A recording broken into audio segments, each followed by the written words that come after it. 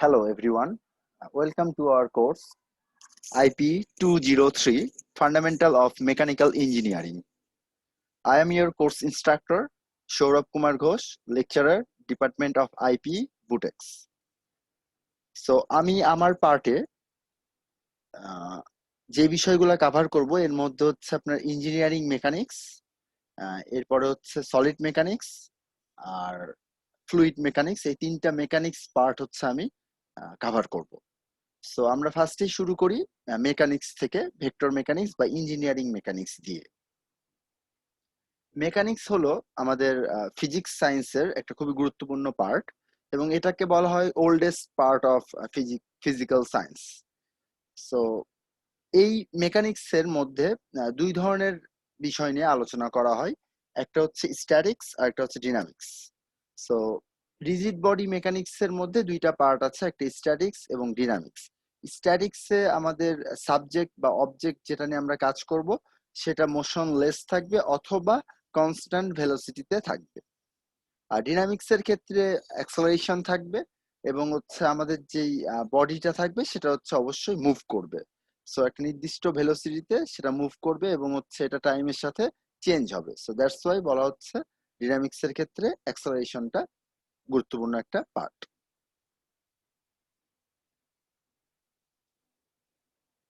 এরপরে আমরা যদি চলে আসি রিজিড বডি মেকানিক্স এর মধ্যে, সো আমরা মূলত যে ধরনের মেকানিক্স নিয়ে আলোচনা করব এর মধ্যে হচ্ছে রিজিড বডি মেকানিক্সটাই মূলত আমরা আলোচনা করব। এর মধ্যে যেটা আছে সেটা হচ্ছে যে রিজিড বডি বলতে বোঝানো হচ্ছে যে আপনার ফোর্সে এটা ডিফর্ম হবে না। সো আপনি যে ফোর্স অ্যাপ্লাই করবেন বডিটার উপর, যে কয়টা ফোর্স, সেই ফোর্স গুলোর কারণে বডিটা ডিফর্ম হবে না। দ্যাট মিনস এটার মধ্যে কোনো প্রকার স্ট্রেস ডেভেলপ হবে না। সো এই জন্য এটাকে বলা হচ্ছে রিজিড বডি। সো এটার মাধ্যমে আমরা বিভিন্ন রকম অ্যানালাইসিস করব। এর মধ্যে হচ্ছে স্ট্রাকচারাল মেম্বার যেইগুলো আছে, ট্রাস্ট বা হচ্ছে ব্রিজের ক্ষেত্রে যেই পিলার গুলো আছে বা কলাম গুলো আছে, সেইগুলো নিয়ে হচ্ছে আমরা ফোর্স অ্যানালাইসিস করব। এরপরে হচ্ছে মেকানিক্যাল কম্পোনেন্টস এর জন্য আমরা ফোর্স অ্যানালাইসিস করব, ইলেকট্রিক্যাল ডিভাইস, এছাড়াও আরো যেই সকল মেকানিক্যাল ফোর্সের ব্যাপারগুলো ইঞ্জিনিয়ারিং ফিল্ডে চলে আসে সেইগুলো নিয়ে আমরা আলোচনা করব। সো রিজিড বডি মানে বোঝানো হচ্ছে যে এটা লোডে ডিফর্ম করবে না।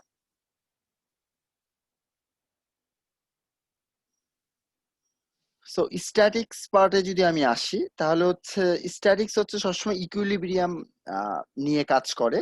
দ্যাট মিনস আমার বডির উপর যতগুলা ফোর্স থাকবে সবগুলা মিলে একটা ইকুইলিব্রিয়াম অবস্থা ক্রিয়েট করবে, যেখানে হচ্ছে আমার বস্তুটা হয় রেস্ট অবস্থায় থাকবে অথবা যদি মুভ করে তাহলে একটা কনস্ট্যান্ট ভেলোসিটিতে মুভ করবে। ফর এক্সাম্পল, এখানে একজন মানুষ চেয়ারের উপর বসে আছেন। সো সেটা হচ্ছে তার যে ওয়েট, বডি ওয়েট, সেটা হচ্ছে তার নিচের দিকে কাজ করবে, হুইচ ইজ এমজি। এম হচ্ছে তার বডি ম্যাস আর হচ্ছে জি হচ্ছে গ্র্যাভিটেশনাল অ্যাক্সেলারেশন। সো তার ফুল বডি ওয়েটটা নিচের দিকে কাজ করবে। সো এটা হচ্ছে আমার এমজি ফোর্স, সেটা হচ্ছে নিচের দিকে কাজ করতেছে এবং এটা হচ্ছে তার হচ্ছে সেন্টার অফ গ্র্যাভিটি পয়েন্টে কাজ করবে।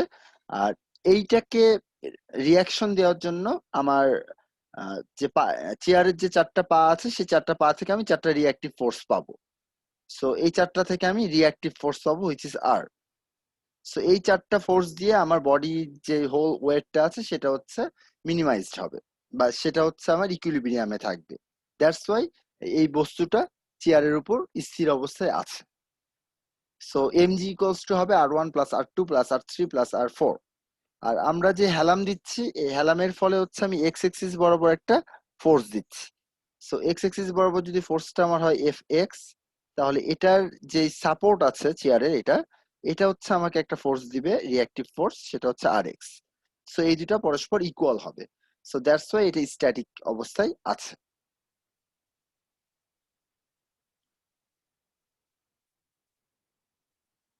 সো এরপরে যদি আমরা যাই ডিনামিক্স এর ক্ষেত্রে হচ্ছে আমার যে বডিটা থাকবে সেটা হচ্ছে আমার মোশনে থাকবে। দ্যাট মিনস অ্যাক্সেলারেশন থাকবে এটা এই বডির মধ্যে। যেমন যদি গাড়ি রাস্তায় চলে, সেই গাড়িটা যদি টাইমের সাথে তার ভেলোসিটিটা যদি চেঞ্জ করতে থাকে তাহলে সেটাকে আমরা বলবো ডিনামিক্স। সো মেকানিক্স এর কিছু ফান্ডামেন্টাল কনসেপ্ট আছে, এর মধ্যে ফার্স্ট যে কনসেপ্টটা সেটা হচ্ছে লেন্থ। সো লেন্থের ইউনিট হচ্ছে আপনার মিটার, আর হচ্ছে ইউজুয়ালি এসআই ইউনিটই আমরা ইউজ করব। এছাড়াও যদি এফপিএস ইউনিট ইউজ করি তাহলে সেটা হবে ইঞ্চ।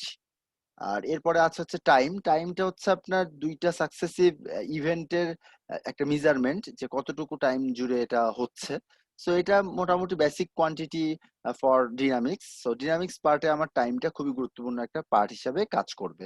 এরপরে হচ্ছে বডি ম্যাস। সো ম্যাসের ইউনিট হচ্ছে কেজি, এবং এটা হচ্ছে আপনার সব জায়গাতেই কনস্ট্যান্ট থাকবে। যে কোনো একটা বডির ম্যাস পৃথিবীর সব জায়গাতেই বা যেখানে আমি নিয়ে যাই না কেন সেখানে সবসময় এটা কনস্ট্যান্ট থাকবে। এরপরে হচ্ছে আমরা চলে আসি ফোর্স হচ্ছে একটা ভেক্টর কোয়ান্টিটি, এবং ফোর্সটা হচ্ছে একটা ডিরাইভড একটা হচ্ছে ভ্যালু, যেটা হচ্ছে আমার ম্যাস এবং অ্যাক্সেলারেশন থেকে আমরা ফোর্সের ভ্যালুটা পেয়ে যাব। মেকানিক্স এর কনসেপ্ট হচ্ছে দুই ধরনের, নিউটনিয়ান মেকানিক্স আর একটা হচ্ছে কোয়ান্টাম মেকানিক্স। আমরা এখানে মূলত নিউটনিয়ান মেকানিক্সটাই পড়বো। সো নিউটনিয়ান মেকানিক্স এর ক্ষেত্রে যেটা হয় যে আপনার লেন্থ, টাইম এবং ম্যাস এগুলো হচ্ছে অ্যাবসলিউট কনসেপ্টস। দ্যাট মিনস এইগুলো হচ্ছে ইন্ডিপেন্ডেন্ট, সো এগুলা কেউ কারোর উপর ডিপেন্ড করবে না, এবং আপনার হচ্ছে এখানে থিওরি অফ রিলেটিভিটি কাজ করবে না।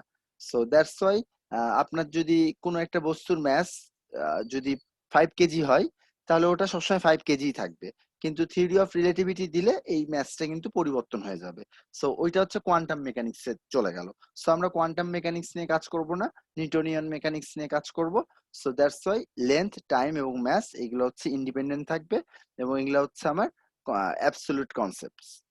আর এরপরে হচ্ছে আমার ফোর্সটা হচ্ছে আমার ডিরাইভড কনসেপ্ট। দ্যাট মিনস ফোর্সটা হচ্ছে ইন্ডিপেন্ডেন্ট কোনো ভ্যালু শো করতে পারে না। সো ফোর্সের ব্যাপারটা যখন চলে আসে এটা হচ্ছে দুইটা বিষয়ের উপর ডিপেন্ড করে, একটা হচ্ছে বডি ম্যাস আর একটা হচ্ছে আপনার অ্যাক্সেলারেশনের উপর। সো যেখান থেকে আমরা এফ ইকুয়ালস টু এম এ নিউটনের সেকেন্ড রুলস সেটা পাই। সো এই এম এবং এ অবশ্যই আপনাকে জানতে হবে, এবং এইখান থেকে ফোর্সটা ডিরাইভড হয়েছে। এম এবং হচ্ছে এ এই দুইটাই কিন্তু হচ্ছে ইন্ডিপেন্ডেন্ট, বাট ফোর্স হচ্ছে আপনার ডিপেন্ডেন্ট কার উপর? এম এবং এ, ম্যাস এবং অ্যাক্সেলারেশনের উপর। ফোর্স হচ্ছে আমরা আরো অনেক ভাবেই নিয়ে আসতে পারি, যেমন হচ্ছে গ্র্যাভিটেশনাল ফোর্স হতে পারে, ইলেকট্রিক্যাল ফোর্স হতে পারে, ম্যাগনেটিক ফোর্স হতে পারে। সো ফোর্সের আরো অনেক রকম কনসেপ্ট আছে, সেগুলো আমরা আমাদের বডির ক্ষেত্রে অ্যাপ্লাই করতে পারি, বা মেকানিক্স এর ক্ষেত্রে আমরা অ্যাপ্লাই করতে পারি। সো এখানে কিছু হচ্ছে বেসিক বিষয় বলা আছে, যে ম্যাস হচ্ছে আমার হচ্ছে একটা অ্যাবসলিউট কোয়ান্টিটি, হুইচ মিনস যে একটা বস্তুর যদি ম্যাস নির্দিষ্ট বা এম কেজি হয় সেটা সবসময় এম কেজি থাকবে যে কোনো লোকেশনে। সো লোকেশনের উপর এটা ডিপেন্ড করে না। কিন্তু ওয়েট যেটা আছে, যে কোনো একটা বডির ওয়েট, সেটা হচ্ছে আপনার লোকেশনের সাথে ভ্যারি করবে। সো কারণ হচ্ছে আমাদের যে গ্র্যাভিটেশনাল অ্যাক্সেলারেশন জি আছে সেটা কিন্তু কনস্ট্যান্ট না। সো সেটা হচ্ছে আমার ভ্যারি করবে, দ্যাটস ওয়াই ওয়েটটাও আমার ভ্যারি করবে।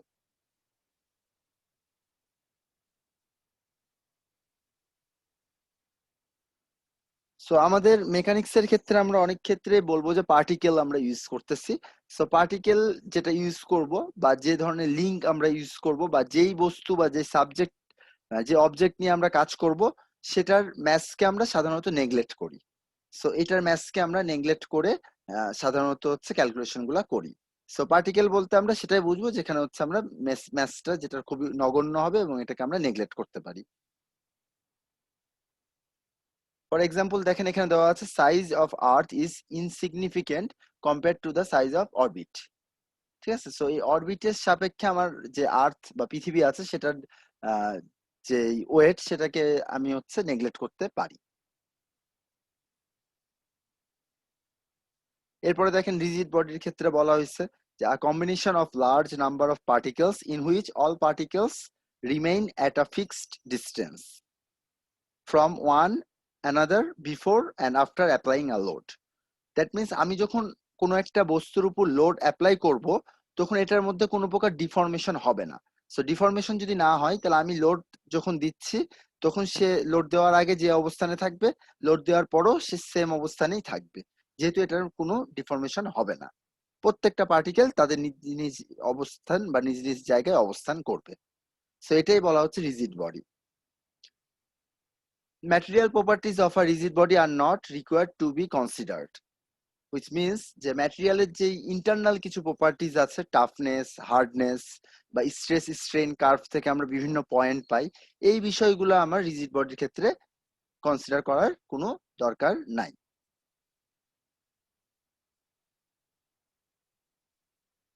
দেখেন এখানে বলা হচ্ছে যে in most cases actual deformations occurring in structures, machines, mechanisms etc are relatively small and rigid body assumption is suitable for analysis. That means আমরা যখন স্ট্রাকচারের অ্যানালাইসিস গুলো করে থাকি সেইগুলো হচ্ছে ডিফরমেশন খুবই অল্প হয়, সো এটাকে আমরা নেগলেক্ট করতে পারি। সো দ্যাটস ওয়াই আমরা যে রিজিড বডির অ্যাজাম্পশন নিয়ে অ্যানালাইসিস গুলো করতেছি বা মেকানিক্স এর যেই স্ট্যাটিক্স বলি বা ডিনামিক্স বলি সে পার্টগুলো নিয়ে কাজ করতেছি, সেই অ্যানালাইসিসটা রিয়েল লাইফের সাথে বা প্র্যাকটিক্যাল লাইফের সাথে অনেকটাই মিলে যায়।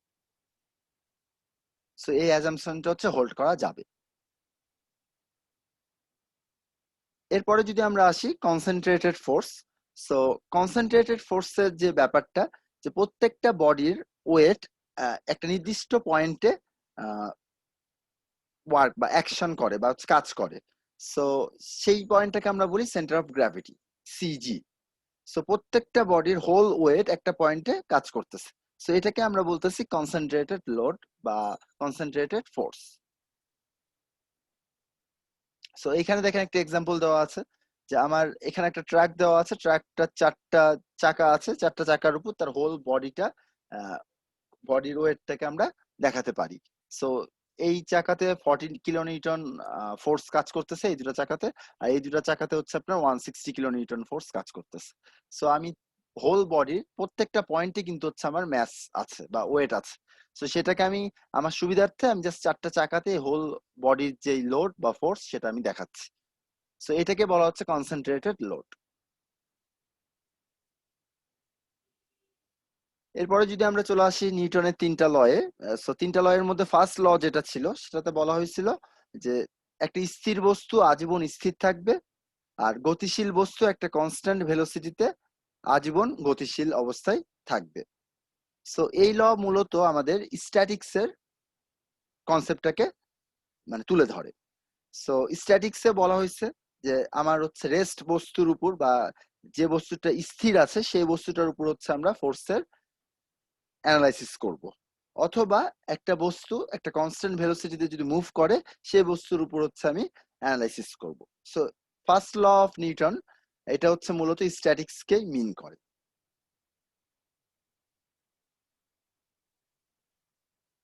এরপরে যদি আমরা চলে আসি সেকেন্ড লয়ে, সেকেন্ড লয়ের ক্ষেত্রে নিউটন বলেছিলেন যে যদি একটা এম ম্যাসের পার্টিকেলের উপর এফ ফোর্স অ্যাপ্লাই করা হয় তাহলে তার অ্যাক্সেলারেশন এ হয়, এবং আমরা ফোর্স যেদিকে অ্যাপ্লাই করতেছি অ্যাক্সেলারেশনটাও সেই দিকে হবে। সেক্ষেত্রে force is proportional to acceleration. So F is proportional to A, A হচ্ছে আমার অ্যাক্সেলারেশন। সো এখানে হচ্ছে প্রপোর্শনাল সাইনটা যদি আমি সরাই ফেলি তাহলে আমি লিখতে পারি যে F equals to M A. So যেহেতু এখানে এ এর ব্যাপারটা চলে এসেছে, এ মানে অ্যাক্সেলারেশন, দ্যাট মিনস টাইমের সাথে আমার ভেলোসিটিটা চেঞ্জ হবে। সো এই সেকেন্ড ল দ্বারা মূলত ডিনামিক্স পার্টটাকে রিপ্রেজেন্ট করে। সো ডিনামিক্স পার্টটা হচ্ছে এই সেকেন্ড ল এর মাধ্যমে রিপ্রেজেন্ট হচ্ছে। সো যে কোনো ডিনামিক্স এর অ্যানালাইসিস এর ক্ষেত্রে আমরা এই সেকেন্ড লটা অ্যাপ্লাই করতে পারি। থার্ড ল যেটা ছিল সেখানে বলা হয়েছিল যে হচ্ছে আপনার প্রত্যেকটা ফোর্সের একটা ইকুয়াল এবং অপোজিট একটা রিঅ্যাক্টিভ ফোর্স রয়েছে। দ্যাট মিনস ফোর্স গুলো হচ্ছে আমার পেয়ার আকারে কাজ করে। সো প্রত্যেকটা ফোর্স এক এক একটা পেয়ার আকারে কাজ করবে। সো এইটাকেই বলা হয়েছে থার্ড লতে। সো থার্ড ল এর মাধ্যমে মূলত আমার স্ট্যাটিক্স এরও পার্ট কিছু রিপ্রেজেন্ট করে এবং ডিনামিক্স পার্টও রিপ্রেজেন্ট করে। স্ট্যাটিক পার্ট কিভাবে রিপ্রেজেন্ট করে, ওই যে একটু আগে আমরা চেয়ারের একটা এক্সাম্পল দিলাম, যে চেয়ারের উপর যদি কোনো একটা মানুষ বসে থাকে তাহলে তার হোল ওয়েটটা নিচের দিকে কাজ করে এবং চেয়ারের চারটা পা দিয়ে রিঅ্যাক্টিভ ফোর্স বা রিঅ্যাকশন ফোর্সটা বিপরীত দিকে কাজ করতেছে। সো এই চারটা পা থেকে আমি যে চারটা ফোর্স পাচ্ছি সেটা আমার টোটাল বডি ওয়েটের সমান হবে এবং এটা বিপরীত, এটা ডিরেকশনটা হচ্ছে উল্টা দিকে।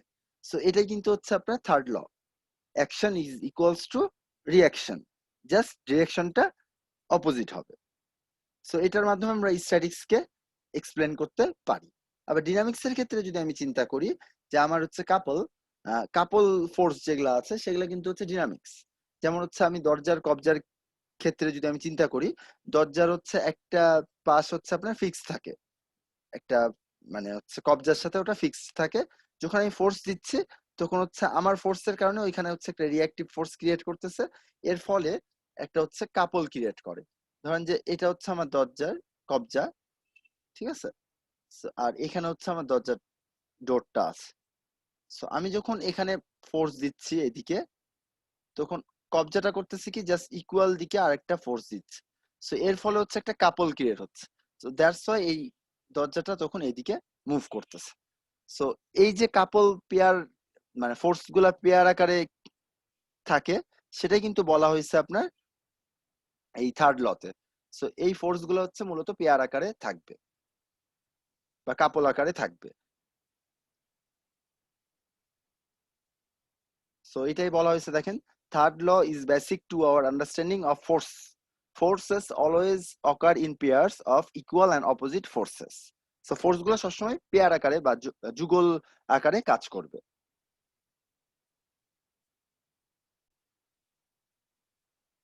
আচ্ছা, এরপরে যদি আমরা আসি,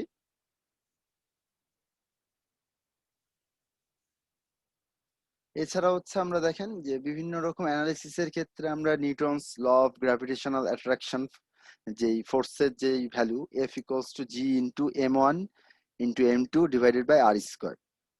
আমরা জানি যে বহির্বিশ্বের যে কোনো দুইটা বস্তু হচ্ছে পরস্পরকে আকর্ষণ করে। সো এই আকর্ষণ বলের মানটা হচ্ছে আপনার এই নিউটনের এই ল এর মাধ্যমে আমরা জানতে পারি। M1 হচ্ছে আপনার ফার্স্ট পার্টিকেলের ম্যাস, M2 হচ্ছে সেকেন্ড পার্টিকেলের ম্যাস, এবং এরা দুইজন পরস্পরকে অ্যাট্রাকটিভ ফোর্স ক্রিয়েট করে, যেটা হচ্ছে F, এবং এদের মধ্যবর্তী ডিস্টেন্স যদি R হয় তাহলে আমরা এই ফর্মুলাটা পাচ্ছি, যেখানে G হচ্ছে আমার ইউনিভার্সাল কনস্ট্যান্ট অফ গ্র্যাভিটেশন, যেটার ভ্যালু হচ্ছে 6.673 into 10⁻11 metre cube per KG per second square. এরপরে দেখেন ওয়েট অফ বডি যদি আমি চিন্তা করি, তাহলে ওয়েটের ইকুয়েশন হচ্ছে W equals to M G. So এখানে জি এর পরিবর্তে আমরা জি এর যে ইকুয়েশনটা আছে সেটা বসাতে পারি, M into M E divided by r square. So এখানে হচ্ছে স্মল এমটা হচ্ছে আমার পার্টিকেলের ম্যাস, আর হচ্ছে জি হচ্ছে আমার ইউনিভার্সাল কনস্ট্যান্ট, আর এম ই হচ্ছে আমার যে আর্থ এর ম্যাস আছে সেটা আর্থ ম্যাস, আর হচ্ছে আর হচ্ছে আমার ওই পার্টিকেল থেকে আমার কেন্দ্র থেকে পার্টিকেলের যে ডিস্টেন্স সেটা হচ্ছে আমার আর। দ্যাট মিনস পৃথিবীর কেন্দ্র থেকে আমার পার্টিকেলটার যে ডিস্টেন্স সেটা হচ্ছে আমার আর। মেকানিক্সে আমরা বিভিন্ন রকম ইউনিট ইউজ করব। সো ম্যাসের ইউনিট হচ্ছে আমার কিলোগ্রাম বা কেজি, এসআই ইউনিট। লেন্থের ক্ষেত্রে আমরা মিটার ইউজ করব, টাইমের ক্ষেত্রে সেকেন্ড, ফোর্সের ক্ষেত্রে নিউটন। আর এফপিএস ইউনিটের কথা যদি বলি তাহলে এই এখানে কেজিটা আপনার হয়ে যাবে কেজি কেজি থাকবে, আর লেন্থ হয়ে যাবে ইঞ্চ, সেকেন্ড সেকেন্ডই থাকবে, ফোর্স হয়ে যাবে এলবি বা পাউন্ড।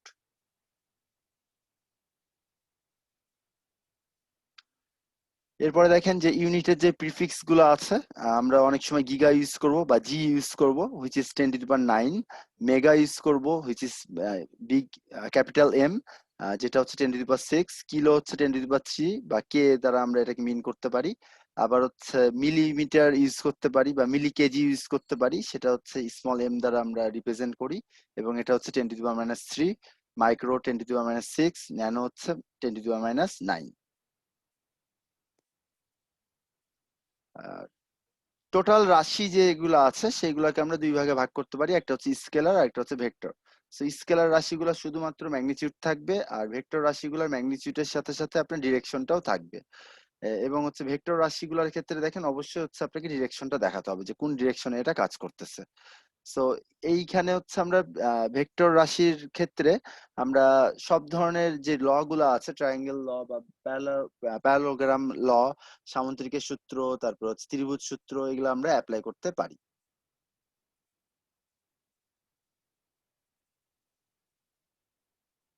সো আমাদের 3D স্পেসের জন্য 3টা ডিরেকশন থাকবে। এক্স ডিরেকশনের ইউনিট ভেক্টর আই, ওয়াই ডিরেকশনের ইউনিট ভেক্টর জে, আর জেড ডিরেকশনের ইউনিট ভেক্টর হচ্ছে আমার K. So I J K হচ্ছে আমার ইউনিট ভেক্টর। সো এইভাবে আমরা এটাকে রিপ্রেজেন্ট করব। মাথায় রাখতে হবে আমাদের এক্স এক্সিস সবসময় এই ডানেরটা, ওয়াই এক্সিস উপরেরটা, আর জেড এক্সিস হচ্ছে বাইরেরটা।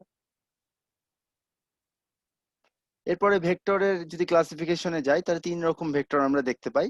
ফ্রি ভেক্টর, দ্যাট মিনস একটা বডির উপর ফ্রিলি যদি ভেক্টর গুলা কাজ করে তাহলে হচ্ছে আমরা সেটাকে বলি হচ্ছে ফ্রি ভেক্টর।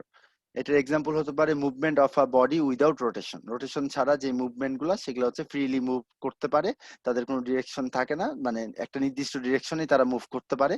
সো রোটেশন ছাড়া এটা হচ্ছে একটা ফ্রি ভেক্টরের এক্সাম্পল হতে পারে। এরপর হচ্ছে স্লাইডিং ভেক্টর, দ্যাট মিনস একটা লাইন অফ অ্যাকশনের উপর আপনি ভেক্টরের ভ্যালু সেম রেখে এটাকে স্লাইড করতে পারেন। যেমন দেখেন যে এই এফ ভেক্টরটা এই পয়েন্টে কাজ করতেছিল, এখান থেকে আমি স্লাইড করে তাকে একটু নিচে নিয়ে এসেছি। সো এই দুটো একই জিনিস মিন করে। সো এখান থেকে হচ্ছে আপনার ইকুইভ্যালেন্টের কনসেপ্টটা চলে আসে। সো দুইটা ভেক্টর কখন ইকুইভ্যালেন্ট হবে?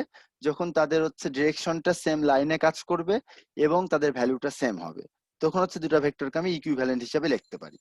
সো ভ্যালু সেম হবে এবং লাইন অফ অ্যাকশনটা সেম লাইনের উপর হবে এবং সেম ডিরেকশনে হবে। এরপর হচ্ছে fixed vector. So fixed vector হচ্ছে আপনার যে কোনো পজিশনে ফিক্স থাকবে। ফর এক্সাম্পল আমাদের যে ফ্যান আছে বাসা বাড়িতে, ফ্যানের যে হুকটা আছে, সো হুকটা হচ্ছে ফিক্স। সো ওইটার উপর আমার হচ্ছে ফ্যানটা হোল্ড করতেছে, বা ফ্যানের হোল লোডটা হচ্ছে আমার হুকের উপর আছে। সো এই হুকটা হচ্ছে আমার ফিক্সড ভেক্টর। এরপরে দেখেন আমরা ভেক্টর এডিশন রুলস বা হচ্ছে আমরা কিভাবে অ্যানালাইসিস গুলা করব সেটার জন্য কিছু ল আছে। সো আমরা চাইলে সামান্তরিকের সূত্র ইউজ করতে পারি। সামান্তরিকের সূত্র ছিল যে একই পয়েন্টে এবং কোপ্ল্যানার দুইটা ফোর্স F1 এবং F2 যদি হয়, তাহলে তাদের যে রেজাল্টেন্ট ফোর্সটা হবে সেটা হচ্ছে এই দুটাকে সন্নিহিত বাহু যদি আমি কল্পনা করি একটা সামান্তরিকের, তারপর যদি একটা সামান্তরিক আমি অঙ্কন করি, তাহলে এটার যে কর্ণ বরাবর যে ফোর্সটা কাজ করবে সেটাই হবে হচ্ছে এই দুটো ফোর্সের রেজাল্টেন্ট ফোর্স। সো এটা ছিল হচ্ছে আপনাদের সামান্তরিক রুলস। সো সামান্তরিক রুলস এর ক্ষেত্রে আমরা অ্যাঙ্গেল কিভাবে বের করি এগুলো আপনারা আগে থেকে জানেন। সো এটা নিয়ে আমি আর ডিটেলস আলোচনা করতেছি না। এরপরে হচ্ছে আমরা অ্যালজেব্রিক সলিউশন ইউজ করতে পারি। কোঅর্ডিনেট সিস্টেমের মাধ্যমে বিভিন্ন কোঅর্ডিনেটের আমরা রুলস গুলা ফেলতে পারি। যেমন হচ্ছে যে কোনো দুইটা লাইনের, যে কোনো সিমিলার লাইনের হচ্ছে স্লোপ গুলা সমান হয়, প্যারালাল লাইনের স্লোপ গুলা সমান হয়, পারপেন্ডিকুলার লাইনের স্লোপ গুলার মাল্টিপ্লিকেশন -1 হবে। সো এই রুলস গুলো আমরা অ্যাপ্লাই করতে পারি। এরপরে হচ্ছে আপনার ট্রিগোনোমেট্রির বা জিওমেট্রির যে রুলস গুলো আছে সেইগুলো অ্যাপ্লাই করতে পারি। কোসাইন রুলস বা সাইন রুলস এগুলো হচ্ছে আমরা অ্যাপ্লাই করতে পারি। সো এই রুলস গুলো আপনারা অলরেডি জানেন। সো এটা নিয়ে আমি আর ডিটেলস আলোচনা করতেছি না। এরপরে দেখেন ফোর্স সিস্টেমে যদি আমি আসি, ফোর্স সিস্টেমের মধ্যে হচ্ছে আমরা ফোর্সকে সাধারণত পি বা এফ দ্বারা রিপ্রেজেন্ট করব। So force is a fixed vector. So এটার মধ্যে হচ্ছে এক্সটার্নাল ইফেক্ট থাকবে এবং ইন্টারনাল ইফেক্ট থাকবে। সো এক্সটার্নালি যদি আমি অ্যাপ্লাই করি ফোর্স, তখন হচ্ছে এটার মধ্যে যে এক্সটার্নাল যে ইফেক্ট গুলো আমরা দেখতে পাই, যেমন ব্র্যাকেট বা হচ্ছে কবজা বা হচ্ছে হুক, এগুলোর মধ্যে যে ইফেক্ট গুলো দেখি সেগুলো হচ্ছে আমার এক্সটার্নাল ইফেক্ট। আর এইগুলা সাধারণত রিঅ্যাক্টিভ ফোর্স অ্যাপ্লাই করে, মানে আমি এখান থেকে টানতেছি এটাকে, তাহলে এটা হচ্ছে একটা রিঅ্যাক্টিভ ফোর্স দিবে। সো এটা ভেতরের দিকে আরেকটা ফোর্স দিবে। সো রিঅ্যাক্টিভ ফোর্স হচ্ছে সাধারণত এক্সটার্নাল ইফেক্টের ফল। আর ইন্টারনাল ইফেক্টের মধ্যে হচ্ছে আপনারা ইঞ্জিনিয়ারিং ম্যাটেরিয়ালস এ পড়ে এসেছেন স্ট্রেস স্ট্রেন কার্ভ, কখন হচ্ছে নেকিং হবে, কখন হচ্ছে প্লাস্টিক ডিফর্মেশন শুরু হবে, বা হচ্ছে ডিফর্মেশন গুলো কিভাবে হবে, এগুলো হচ্ছে আমার internal effect. So internal effect গুলো হচ্ছে প্রেসার, টেম্পারেচার এগুলোর উপর ডিপেন্ড করে, বা ফোর্সের উপর বা স্ট্রেসের উপর ডিপেন্ড করে। এরপরে আমরা যদি চলে আসি ফোর্স সিস্টেম। সো ফোর্স সিস্টেমের মধ্যে কনকারেন্ট ফোর্স গুলো যেগুলো আছে, যে একই প্লেনের মধ্যে হচ্ছে আমার হচ্ছে ফোর্স গুলা কাজ করবে, তখনই হচ্ছে আমি বিভিন্ন রুলস গুলো অ্যাপ্লাই করতে পারবো। যেমন হচ্ছে আমি ফোর্স গুলাকে স্লাইড করতে পারি। এই পয়েন্টে দুটো ফোর্স F2 এবং F1 কাজ করতেছিল, সেগুলোকে আমি স্লাইড করে এই লাইন বরাবর মুভ করাচ্ছি, মুভ করাতে পারি। আবার দেখেন এখানে হচ্ছে আপনার আহ ওই যে ত্রিভুজ সূত্রটা দেওয়া আছে, যে F1 এর দিকে কাজ করতেছে, F2 এর দিকে কাজ করতেছে, তাহলে রেজাল্টেন্টটা এই বরাবর কাজ করবে। So R equals to F1 plus F2। এভাবে যদি আমার 5টা ফোর্স যদি থাকে সিকুয়েন্সিয়ালি, তাহলে আমি R ইকুয়ালস টু লিখতে পারতাম F1 plus F2 plus F3 plus F4 plus F5। So এইভাবে হচ্ছে আমরা ফোর্স গুলাকে যদি অ্যাড করে দিই তাহলে হচ্ছে আমরা রেজাল্টেন্ট ফোর্সটা পেয়ে যাব। এরপর আমরা চলে আসি কম্পোনেন্ট। যে কোনো ফোর্সকে আমরা দুইটা কম্পোনেন্টে ডিভাইড করতে পারি, একটা হচ্ছে আপনার হরাইজন্টাল কম্পোনেন্ট আর একটা হচ্ছে আপনার ভার্টিক্যাল কম্পোনেন্ট। হরাইজন্টাল কম্পোনেন্ট গুলোকে আমরা এক্স কম্পোনেন্ট বলে থাকি। সো এক্স এর যদি রাইট সাইডে কম্পোনেন্টটা হয় তাহলে সেটাকে আমরা বলি পজিটিভ, আর এক্স এক্সিস এর যদি নেগেটিভ দিকে হয় তাহলে সেটাকে আমরা বলি বাম সাইডে যদি হয় তাহলে সেটাকে আমরা বলি নেগেটিভ ফোর্স। আর ওয়াই এক্সিস এর ক্ষেত্রে বা ভার্টিক্যাল কম্পোনেন্টের ক্ষেত্রে উপরের দিকে যদি ফোর্সটা হয়, ফোর্সের ডিরেকশন, তাহলে সেটা হচ্ছে পজিটিভ, আর যদি নিচের দিকে হয় তাহলে সেটা হচ্ছে আমার নেগেটিভ ফোর্স। তো এইভাবে আমরা যে কোনো ফোর্সকে দুটো কম্পোনেন্টে ডিভাইড করতে পারি। তাহলে দেখেন আর equals to F1 plus F2 লিখতেছি, তাহলে এই আর মানে আর ফোর্সটাকে আমি দুটো কম্পোনেন্টে ডিভাইড করছি। দেখেন কম্পোনেন্টস অফ ফোর্স কিভাবে এসেছে কনসেপ্টটা। যদি আমার এটা এক্স এক্সিস এবং এটা যদি ওয়াই এক্সিস হয়, তাহলে এটা অ্যাঙ্গেলটা যদি বিটা হয় আর এফ ফোর্সটা যদি এই রেড লাইন বরাবর কাজ করে, তাহলে আমি বলতে পারি যে ওয়াই এক্সিসে এফ ওয়াই যেই ফোর্সটা বা কম্পোনেন্টটা থাকবে সেটা হবে হচ্ছে, যেহেতু কাছে কজ সামনে সাইন, সো এটা হচ্ছে কাছে যেহেতু আছে দ্যাটস ওয়াই এটা কজ হবে। So F cause beta, so F cause beta হয়েছে আমার এফ ওয়াই, আর এটা যেহেতু সামনে দ্যাটস ওয়াই এফ এক্স হয়ে গেছে এফ সাইন বিটা। সো অ্যাঙ্গেলটা যদি এদিকে হতো তাহলে কিন্তু হচ্ছে আপনার উল্টাটা হতো, দ্যাট মিনস এদিকে হয়ে যেত আপনার কজ আর এদিকে হয়ে যেত সাইন।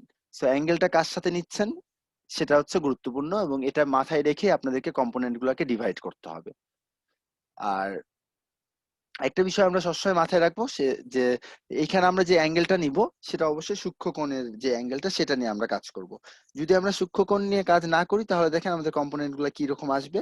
একটু আমরা যদি খেয়াল করি তাহলে আমরা এখানে দেখতে পাচ্ছি যে দেখেন এটাকে ওয়াই এক্সিস বলতেছি, এফ ফোর্সটা এই বরাবর কাজ করতেছে এবং এই অ্যাঙ্গেলটা বিটা বলা আছে।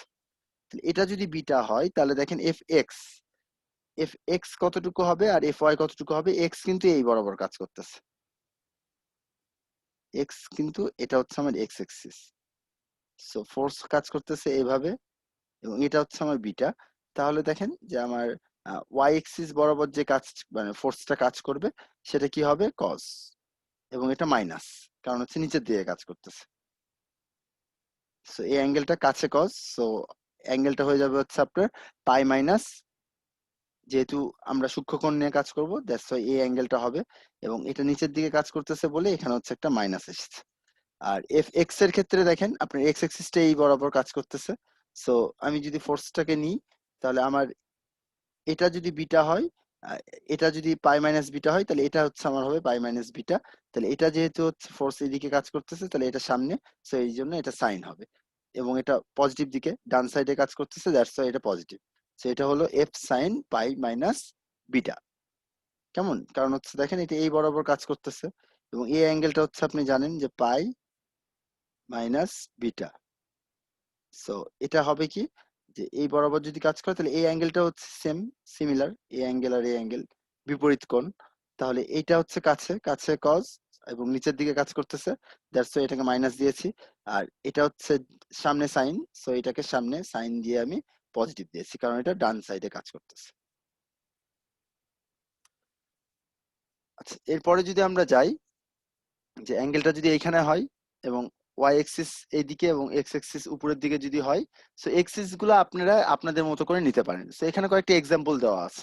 সো এটা যদি এটা হয় তাহলে এটা হবে দেখেন যে এফ এক্স এর ক্ষেত্রে এফ এক্স টা নিচের দিকে কাজ করবে এবং মাইনাস হবে, কাছে cos, so that's Y cos beta হবে। আর হচ্ছে ওয়াই এক্সিস এর ক্ষেত্রে দেখেন ওয়াই এক্সিস টা কাজ করবে এইদিকে, সো এটাও তো হচ্ছে নেগেটিভ দিক কারণ আমি এটাকে পজিটিভ সাইড বলতেছি, সো দ্যাটস ওয়াই দুটাই নেগেটিভ হয়েছে। সো এইভাবে সিমিলারলি আমরা এই ফোর্সের ক্ষেত্রেও একইভাবে বের করতে পারি। সো দেখেন ভেক্টর গুলাকে আমরা কিভাবে রিপ্রেজেন্ট করতে পারি। সো যদি একটা ভেক্টরের হরাইজন্টাল অ্যাঙ্গেলটা থিটা হয় এক্স এক্সিস এর সাথে পজিটিভ দিকে, তাহলে এটাকে আমরা বলতে পারি ভি ইকুয়ালস টু ভি, মানে ভি এর value into cos theta I plus sine theta J. So এই ভেক্টরটাকে আমরা এইভাবে রিপ্রেজেন্ট করতে পারি, কারণ এক্স এক্সিস বরাবর যে ডিসটেন্স সেটা হবে হচ্ছে ভি কস থিটা, আর ওয়াই এক্সিস বরাবর যে ডিসটেন্স সেটা হবে হচ্ছে V sine theta. So that's Y এই ভিটাকে আমি কমন নিয়ে এভাবে হচ্ছে রিপ্রেজেন্ট করতে পারি। আবার দেখেন যদি হচ্ছে আমার এরকম যে ট্রায়াঙ্গেলের যে বাহু বা ডিসটেন্স সেটা যদি দেওয়া থাকে যে লম্ব দূরত্বটা হচ্ছে 3 আর এটা হচ্ছে ভূমিটা হচ্ছে 4, তাহলে আমি এটাকে এইভাবে লিখতে পারি F V equals to V এর value into 4i plus 3j divided by তাদের হচ্ছে অতিভুজের যে ভ্যালুটা সেটা। সো এটা হচ্ছে ইউনিট ভেক্টর, এই ডিরেকশন বরাবর পজিশন ভেক্টরের ইউনিট ভেক্টরটা দিয়ে আমি যদি ভেক্টরটাকে মাল্টিপ্লাই করি তাহলে আমি ভি ভেক্টরটা পেয়ে যাব। দুটা পয়েন্ট দেওয়া থাকলে দুটা পয়েন্টের ডিফারেন্স থেকেও আমি ভেক্টরটা বের করতে পারি। সো এখন আমরা একটা এক্সাম্পল দেখি, যে এই এক্সাম্পলটা একটু আমরা যদি খেয়াল করি, এখানে আমাকে বলছে যে এক্স কম্পোনেন্ট এবং ওয়াই কম্পোনেন্ট গুলা বের করতে হবে এই F1, F2 আর F3 এই তিনটা ফোর্সের জন্য। সো এটা আমরা কিভাবে বের করতে পারি একটু যদি আমরা খেয়াল করি, তাহলে দেখেন যে আমার এখানে কিছু ইনফরমেশন দেওয়া আছে। সো ইনফরমেশন গুলোর মধ্যে দেখেন যে এই অ্যাঙ্গেলটা হচ্ছে 35°, আর এখানে যদি একটা ট্রায়াঙ্গেল ক্রিয়েট করি তাহলে তার হচ্ছে লম্বটা হবে 3 আর ভূমিটা হবে হচ্ছে 4। আর এদিকে কিছু ডিস্টেন্সের ইনফরমেশন দেওয়া আছে, এই ডিস্টেন্সটা 0.1 মিটার, এটা 0.3 মিটার, আর এখান থেকে এই ডিস্টেন্সটা হচ্ছে 0.2 মিটার, আর এই F3 ভ্যালু হচ্ছে 800 নিউটন, আর এই টোটাল ডিস্টেন্সটা হচ্ছে 0.4। সো আমরা এক এক করে আসি। F1 এর ক্ষেত্রে যদি আমার কম্পোনেন্ট গুলা বের করতে হয় তাহলে হচ্ছে দেখেন একটা কম্পোনেন্ট হবে এই বরাবর, আর একটা কম্পোনেন্ট হবে উপরের দিকে এই বরাবর। সো এখন এই দুইটাকে দিয়ে যদি আমি বের করতে চাই, দেখেন এখানে অ্যাঙ্গেলটাও দেওয়া আছে, তাহলে এই কম্পোনেন্টটা হবে আমার F1 cos 35°। সো এটা আমার ডান, একটা আমি পেয়ে গেলাম। আর এটা তাহলে কত হবে? এটা হবে হচ্ছে আপনার F1 F1 এর ভ্যালু হচ্ছে 600 sin 35°, সামনে সাইন কাছে কস। সো এই অ্যাঙ্গেলের কাছাকাছি এটা, দ্যাটস ওয়াই কস। সো দুটাই যেহেতু পজিটিভ দিকে কাজ করতেছে, দেখেন এক্স এক্সিস এর পজিটিভ দিকে, সো এটা ভ্যালু হবে পজিটিভ, আর এটা হচ্ছে ওয়াই এক্সিস এর পজিটিভ দিকে, সো এটারও ভ্যালু হবে পজিটিভ। এরপরে যদি F2 ফোর্সের ক্ষেত্রে আমি চিন্তা করি, F2 এরও দুইটা কম্পোনেন্ট থাকবে, একটা হচ্ছে এদিকে আর একটা হচ্ছে আপনার উপরের দিকে। সো উপরের দিকের ফোর্সটাকে আমি এইদিকে দেখাই, এইদিকে। সো এই ফোর্সটা হবে কত? এটা আমার অ্যাঙ্গেল জানতে হবে। সো এই অ্যাঙ্গেলটা কত সেটা বের করতে হবে। সো এই অ্যাঙ্গেলটা আমরা এই ট্রায়াঙ্গেল থেকে পেয়ে যাব। সো এই ট্রায়াঙ্গেলে যদি আমি হচ্ছে ট্যান অ্যাঙ্গেলটাকে যদি থিটা ধরি, ট্যান থিটা ইকুয়ালস টু হবে হচ্ছে আপনার 3/4। সো এখান থেকে হচ্ছে আমি থিটার ভ্যালু পেয়ে যাব। থিটা ইকুয়ালস টু হবে হচ্ছে আপনার ট্যান ইনভার্স 3/4। তাহলে দেখেন এইখানে হচ্ছে আমি অ্যাঙ্গেলটা পেয়ে গেলাম, এই অ্যাঙ্গেলটাকে আমি বলেছি থিটা অ্যাঙ্গেল। সো এই ভ্যালুটা হবে তাহলে F2 cos থিটা, আর উপরের যে ভ্যালুটা সেটা হবে হচ্ছে আপনার F2 sin থিটা। আর থিটার ভ্যালু তো আমরা বের করতেই পারবো।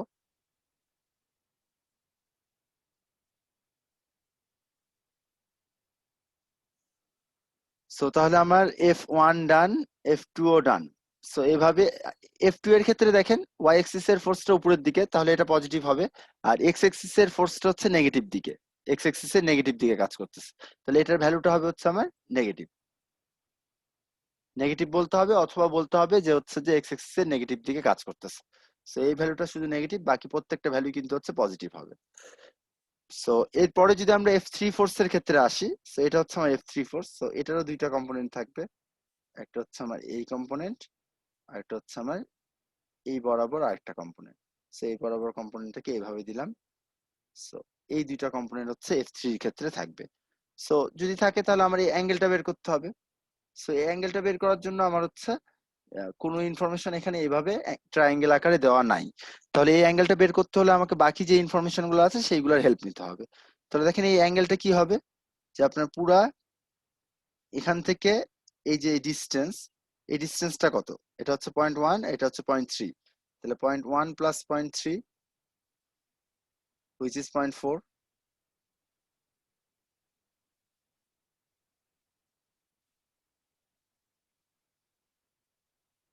সো 0.4 মিটার হবে হচ্ছে এই হোল, এখান থেকে এই ডিস্টেন্সটা, আর এখান থেকে এই ডিস্টেন্সটাও আমার লাগবে, কারণ এইটা মিলেই তো হচ্ছে একটা ট্রায়াঙ্গেল হচ্ছে। সো এই ডিস্টেন্সটা কত হবে? এই ডিস্টেন্সটা হবে দেখেন এটা টোটালটা 0.4 আর এটা হচ্ছে 0.2, তাহলে 0.4 থেকে 0.2 বাদ দিলে এটা হবে হচ্ছে আমার 0.2 মিটার। তাহলে এখন এই অ্যাঙ্গেলটাকে যদি আমি আলফা বলি, তাহলে ট্যান আলফা ইকুয়ালস টু আমি লিখতে পারি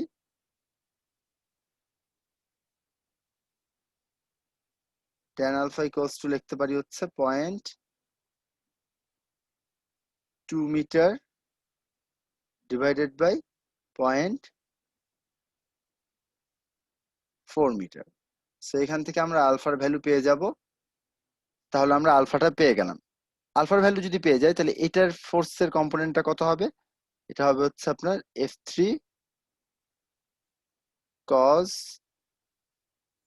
আলফা, আর এই ফোর্সের কম্পোনেন্টটা হবে হচ্ছে আপনার F3 sin আলফা। সো এটা হচ্ছে পজিটিভ, আর এটা হবে হচ্ছে আপনার, এটা তো পজিটিভ ফোর্স কারণ রাইট সাইডে কাজ করতেছে, আর এটা হয়ে যাবে আপনার হচ্ছে নেগেটিভ কারণ নিচে দিয়ে কাজ করতেছে। সো এই ফোর্সটা হবে হচ্ছে আপনার নেগেটিভ ফোর্স। সো এইভাবে আমরা তিনটা ফোর্সের জন্য 6টা কম্পোনেন্ট বের করতে পারি।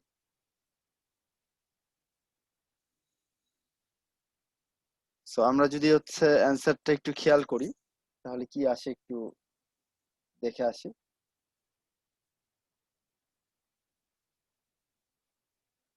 দেখেন এখানে হচ্ছে আমরা অ্যান্সারটা দেখতে পাচ্ছি যে F1 এর ক্ষেত্রে হচ্ছে আমার দুইটা কম্পোনেন্ট, এইদিকে F1x আর এইদিকে হচ্ছে F1y। সো F1x ছিল হচ্ছে আমার 600 cos 35 degree which is 491 newton, আর F1y এর ক্ষেত্রে আমরা পেয়েছি 344 নিউটন। সিমিলারলি F2 এর ক্ষেত্রে আমরা হচ্ছে ফোর্সটা নেগেটিভ দিকে যেহেতু কাজ করতেছে এক্স এক্সিসে, সো F2x হবে হচ্ছে আমার নেগেটিভ, আর F2y হচ্ছে উপরের দিকে, দ্যাটস ওয়াই এটা পজিটিভ। আর ওই সিমিলারলি আমরা ওইভাবেই বের করছি, এখানে 4/5 যে লিখতেছি এটা হচ্ছে আমরা ওই যে cos থিটার ভ্যালু লিখতেছি আর কি। সো এখান থেকে আমরা আলফার ভ্যালু বের করে নিয়েছি। দেখেন alpha equals to tan inverse 0.2/0.4, এটা থার্ডের জন্য মানে 3 নম্বর ফোর্সের জন্য। সো এখান থেকে এসেছে 26.6 ডিগ্রি। তারপরে হচ্ছে আমরা F3x যেটা আছে সেটাকে বের করছি, সেটার ভ্যালু এসেছে হচ্ছে আপনার 358 নিউটন, এবং এটা রাইট সাইডে কাজ করতেছে, that's why positive. R F3y এটা তো নিচের দিকে কাজ করতেছে, সো এটার ভ্যালু হবে হচ্ছে নেগেটিভ, সো নেগেটিভ 716 নিউটন এসেছে। সো এইভাবে আমরা হচ্ছে যে কোনো ফোর্সকে এক্স এবং ওয়াই এক্সিস এর এগেনস্টে কম্পোনেন্টে ডিভাইড করে ফেলতে পারি। সো এইভাবে আমরা ফোর্সকে কম্পোনেন্টে ডিভাইড করব। এর পরবর্তীতে আমরা চলে যাই। সো এর পরবর্তী ভিডিওতে আমরা বেশ কয়েকটা স্যাম্পল প্রবলেম সলভ করব এবং 3D প্রবলেম সলভ করব। সো এই লেকচার এতদূর পর্যন্তই। সো এর পরের ভিডিও দেখার জন্য আপনাদেরকে আহ্বান জানালাম। তো সবাই ভালো থাকবেন, সুস্থ থাকবেন। Thank you for watching this video.